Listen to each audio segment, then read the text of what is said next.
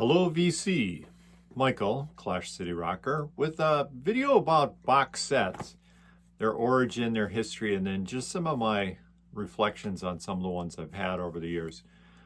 And as many of you know as collectors, box sets can be one of the prized parts of your collection. I mean, we've just had the large conversation about the Beatles mono box set and how everyone wants that, and that's being reissued. And watch my video about how I piece together mine one piece at a time, and that kind of fits into this narrative. But I'm going to talk about a history of box sets, their origin, when did they came about, and some of the ones I've had. But before I do it, thanks again for the comments on my previous videos. That's the whole point of doing these videos, is to engage with the VC. I watched a bunch of the videos about people at the Leeds Record Fair. Would love to have been there, hanging out. I think the pub they went to was the Drake and Fowl or something like that. But that's my idea. I can't get to Leeds to go to a record fair and then hang out at a pub later, but I can be doing these videos and commenting on your videos and having you comment on mine. So, of course, subscribe, like. I'm also looking for ideas about future videos. But this one is about box sets. And I have a couple links I'm going to put in here. I'm going to read some of this, but it's going to talk about this. It says, box sets are the ultimate possession for music fans who want to collect everything there is from their favorite artists. The price tags, which can often climb into the triple digits, might make some buyers think twice, but it's important to consider the cost-benefit analysis. Not only are you presumably getting the big hits, the best what the artist has to offer, but hopefully a wide array of deep cuts, early demos, recordings, alternate versions, B-sides, live performances, or previously unreleased songs. So when I was first buying records, nobody had box sets. The only people who had box sets were your family members, and most of them were elderly. And my family had some box sets, but they were mainly classical music. So this is Pablo Casal's conducts Bach, the 6 Brandenburg Concertos, Orchestral Suites numbers 2 and 5. Shout out to Rick Beato for his support of Bach. But this is a great way to listen to classical music. By the way, if you want to build a classical music collection, antique stores are selling these for a couple dollars. So the only box sets I would ever see in people's houses were the classical music ones, like that one. There's another Bach one, another Pablo Casal, the 4 orchestral suites. Again, pennies. And my aunt had a bunch of box sets too. She would have things like this. Country hits, 60 top of the chart hits. And this is a great collection. I believe this is Time Life, maybe? Oh, Columbia House. Such a killer collection. 6 LPs. Beautiful Columbia brown label. I think this is from 1976.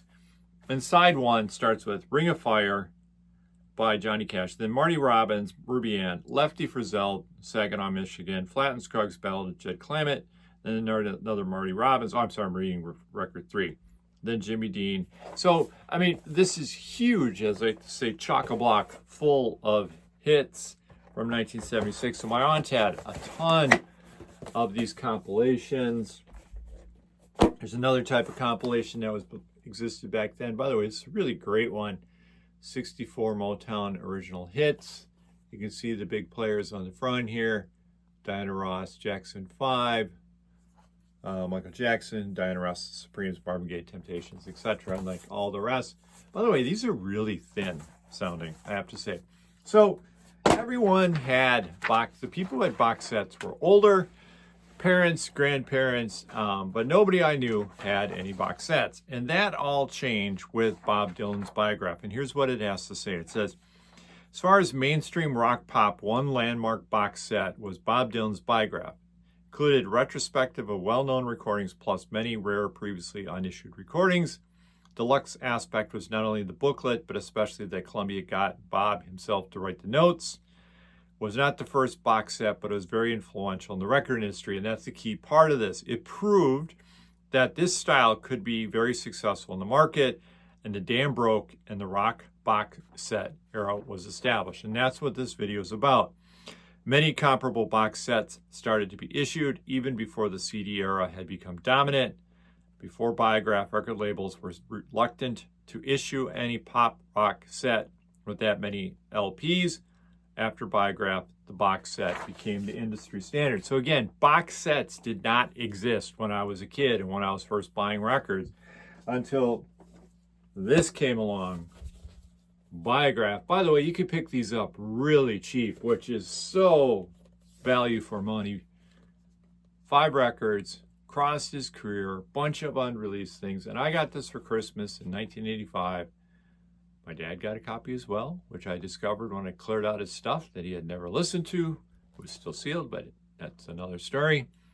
So here it is, Bob Dylan, Biograph. And again, it came with a booklet. It's actually a pretty expansive booklet. Color, no less. Text, great pictures. Again, you can find these really cheap. Records look like this. Side 1, Lay a Lady Lay. And then Baby Let Me Follow You Down. If not for you, I'll be your baby tonight. I'll keep it with mine, which was unreleased at the time. And then side 2, Times They Are Changing, Blowing in the Wind, Masters of War, Lonesome Death of Hattie Carroll. I mean, that's a killer side. And then an unreleased track from '63, Percy Song. So Bob Dylan's Biograph. Love to have this. This is my original on vinyl.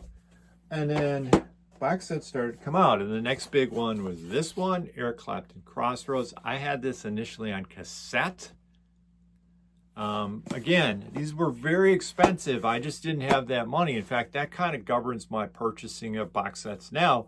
I've told this before, which like the amount of money that's being thrown on records. If I went into a record store, which I'm going to do in about an hour, with $100 in my pocket, I'd rather walk out with 5 $20 records or 10 $10 records than one $100 record. And box sets, even back then, are, you know, 50, 100, 150 on up. So, but anyways, this is a great one. Covers Yardbirds, John Mayall and Eric Clapton, the Blues Breakers, Cream, Blind Faith, Delaney and Bonnie, Derek and the Dominoes, and then all the Eric Clapton. Again, 6 records in here. Booklet's all right. It's black and white. Tape box. By the way, Ronnie Wood did this picture. It's crazy that people are that talented. And the records, you know, I just re-listened to this. Staggeringly good. Particularly the first couple records, the Clapton, Yardbirds, and Mayall. So after that one came, another one that came right after that was this. The Rolling Stones Singles Collection of London Years. Probably the only good thing Alan Klein ever did. Again, I had this on cassette initially. It's kind of bare bones production, but this is the best overview of the Stones. Again, one of my favorite Stones album is High Tides and Green Grass. This is that on steroids. And then another one from the 80s that kind of started the whole box set bandwagon was this, which again, I know Bruce's Tracks 2 comes out this week. I'm not buying the 7 record version of it. I bought the sampler. But this came out in the 80s, all live, what, 73 to 85. It's another one you can find for cheap in the record stores all the time. But this is a great one too. All live, booklet, color pictures, historical lyrics. It's kind of cool packaging. Love it. Again, so those were the 80s, and then just kind of took off from there. And then Dylan's Biograph series on vinyl. I found this one at a used record store. So happy to have it again. My original was all cassette. Listened to this right after seeing the Timothy Chalamet movie. Such a great find. Such a must-have. I know the other bootleg series are on vinyl. I've passed on them in the past, although I kind of regret it now. And then I didn't even realize I had a pre-CD era box set until I saw this one again in my collection. See Yardbirds, Shapes of Things. And what this is the pre-Roger the Engineer Yardbirds records, big booklet, and then each of the individual albums. And some odds and sods, as they say. So, again, historically, until Biograph, until Crossroads, until the Stone singles, box sets didn't exist. But then I caught the bug, and I just started buying them like crazy. And I had probably, until I sold them a couple years ago, 200 some box sets. Loved them, every genre. And one of my favorites were the 3 Rhino Nuggets box sets that came out. There's like Children of Nuggets, which was the like 80s American garage psych revival. There was the original Nuggets, and then there was the international Nuggets. But anyways, I love garage. I love 60s garage music. I have purchased all of these individual ones. These came out before the Rhino box sets came out, but a few years ago, at a record store day, Rhino did this. Nuggets. So the original record of Volume 2, which I guess Lenny Kaye had curated but had never been released, and then a third set of potential ones. And again, look like the original records. This is great. So I've kind of got the box set bug again, but again, I don't buy them very often because of the cost. Kind of shifting a little bit of my compilation or my collection. But another one that caught my eye was Goth. It's funny, we were doing the 12-inch one a few weeks ago, and everybody was talking about this one. Bela Lugosi's Dead. This is the one that introduced me to this music. This is an original.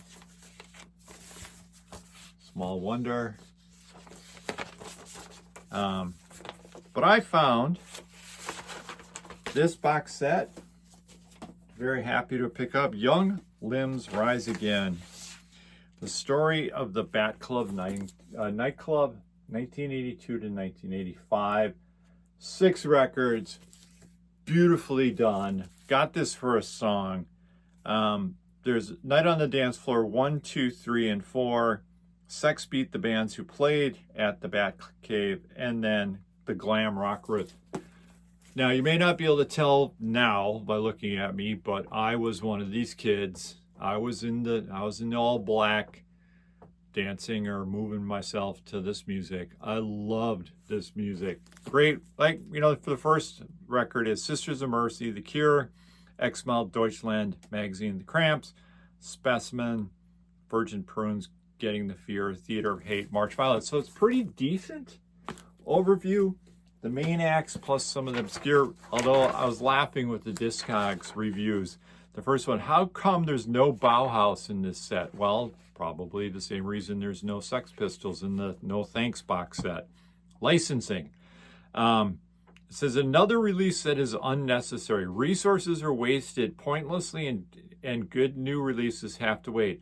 Every goth has these songs on their shelves at home. Well, I do, and I don't. There are a lot of good bands from that time. Only big names were paid attention to make quick money. Many bands are even missing. 5 CDs or 6 LPs are no use if the same songs are released. Reminds me of many clubs that always play the same 100 tracks in a different order. Those are legit critiques, but I think that's the point. I think we want those 100 tracks that everybody plays over and over again. Now, on the opposite side, it says, absolutely perfect compilation. Before we know we were goths, this was the music that played in the clubs. I didn't know I was a goth. That wasn't a thing. We just wore black clothes. We liked the music. We liked the bands. That's what it was. Said a great reminder of the diversity of music you could expect to hear, as well as those bands most people now think of as goth. You'd hear anything from classic glam to throbbing gristle, Meters to Simple Minds.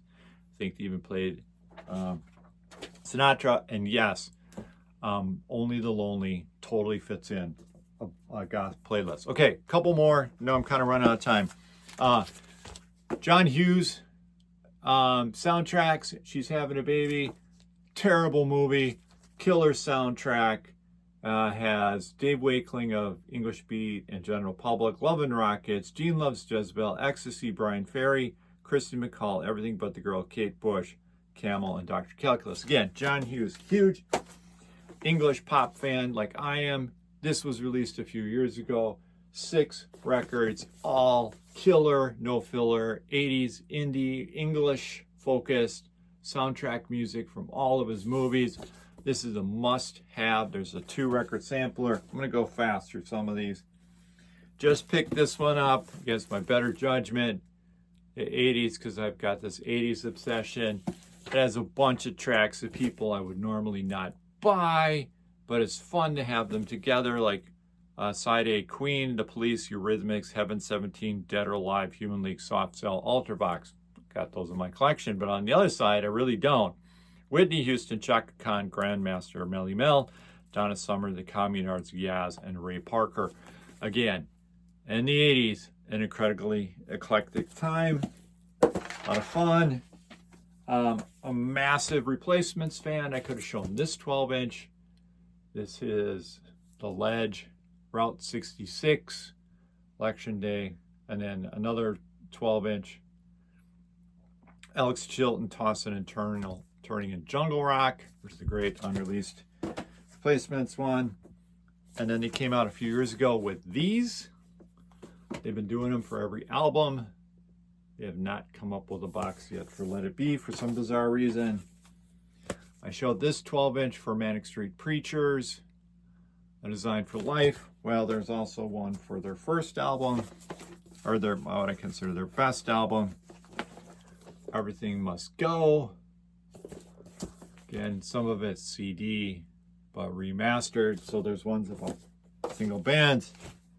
And I mentioned Oasis in my 12-inch last time, but Record Store Day, we all heard about this and how there are only a few copies in the States. Yes, I'm one of those people that ordered one from Europe. I ordered my copy from the UK, from France. And then Record Store Day has been doing this brilliant dead sets. This one is Boston, May 77, same year as Cornell. And again, if you wanted to buy a box set because you didn't want to buy 30 Prince records, but you could get this, Prince Forever, great compilation. Same thing for Paul McCartney.